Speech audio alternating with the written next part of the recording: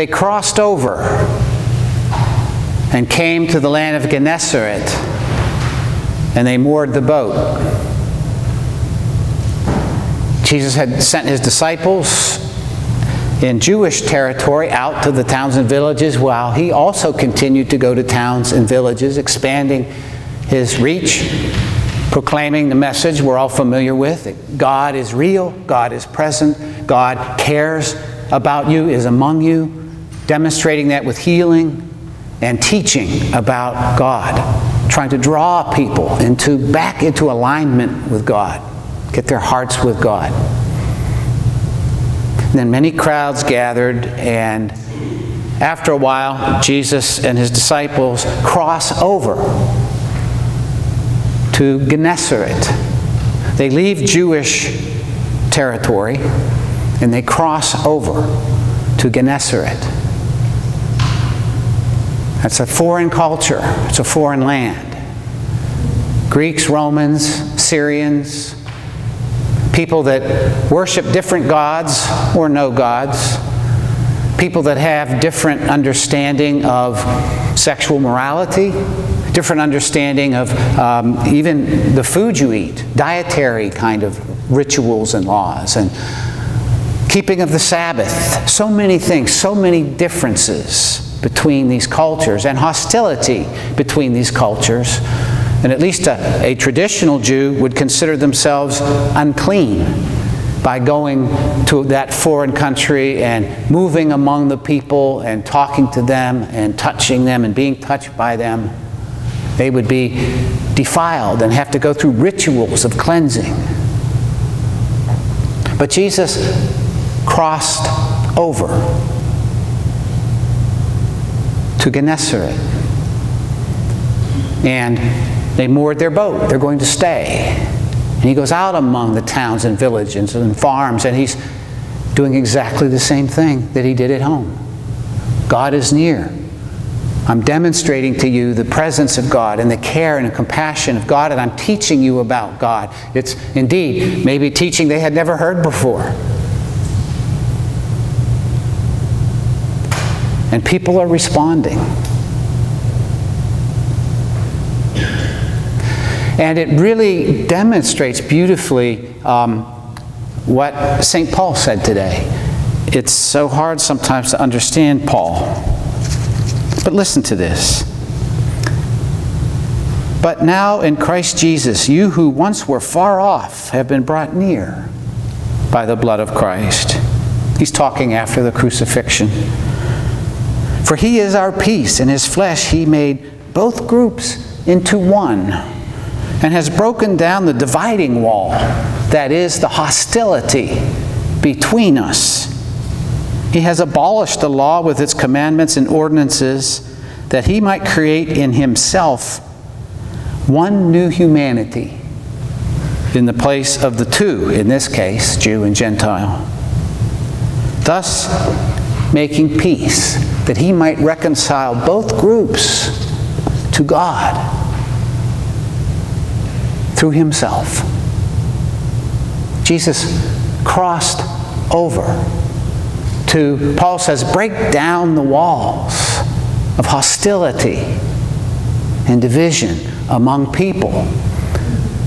Real walls, powerful walls, and in most people's minds, I think very important walls.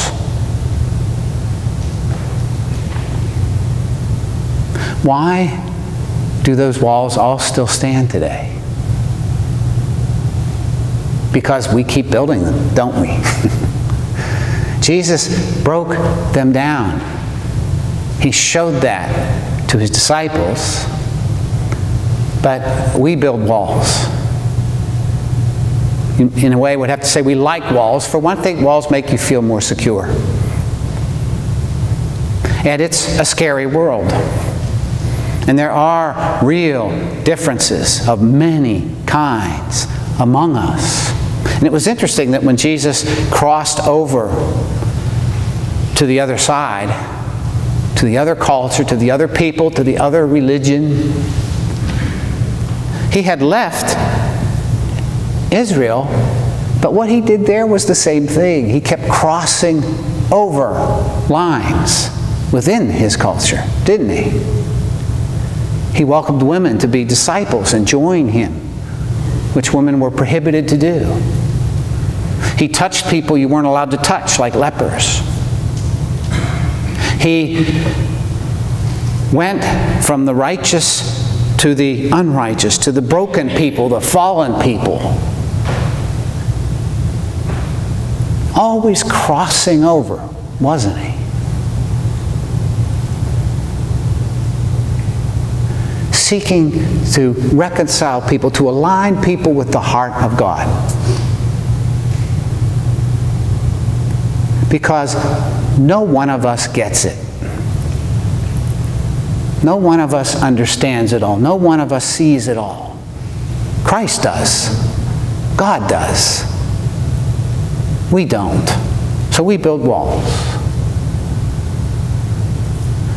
And so there's an invitation today.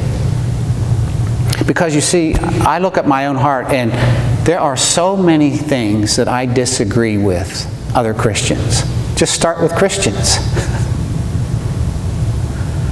For some people, I'm too conservative. For some people, I'm too liberal. But I have so many disagreements. And yet Jesus says to me, says to you, says to us, cross over. Because he's not asking you and me, I think, to agree with things that we don't believe. Nor do I think he's asking us to sort of mush down to some sort of general lowest common denominator. Everybody just like each other. No, I don't think so. I think he's saying, regardless of disagreement, cross over the way I cross over. Cross over bearing the compassion of God, the love of God, the mercy of God. Speak the truth as you understand it in love. There is no hostility in Christ. So people who differ from us inside of the church, people who differ from us outside of the church, no hostility, only the message that I want them to know. I am a Christian. I want them to know Jesus Christ. I want them to know who he is. I'll talk about that to anybody. And I will share that with no hostility and no judgment. Here is the good news of who God is and how we understand God in Christ. Absolutely. Always cross over to do that. I may not agree. That's not the issue. It's how we learn to disagree in love and without hostility. So I'll leave you with an image. Because there's now division in our country, has been, it's just become highly visible now, over human sexuality and marriage. Some people once came to Jesus with a question. It was about marriage. And it was very different than our question today. But the question was, because you see the Jewish law allowed you to marry, in fact, expected you to marry your brother's widow if he died, even though you were already married. So that custom was part of Jewish law. And that way you kept your brother's family continuing, you might say, and you took care of it. And so they said, okay, Jesus, you talk about this life to come, the resurrection. In the resurrection, if there was indeed a woman who had been widowed many times and remarried many times, who would be her husband? In the resurrection, in this new life you're telling us about, when all are gathered in God. And Jesus said, in heaven, in the resurrection, in this new life, there is neither marriage nor giving in marriage. But we will be like the angels. Our categories will be transformed. Our being will be transformed. And we will be one. The dividing wall of hostility will be gone. This is the work of Christ. And we can participate in that work now, in this life, by crossing over in love to any and all who we meet. Thanks be to God.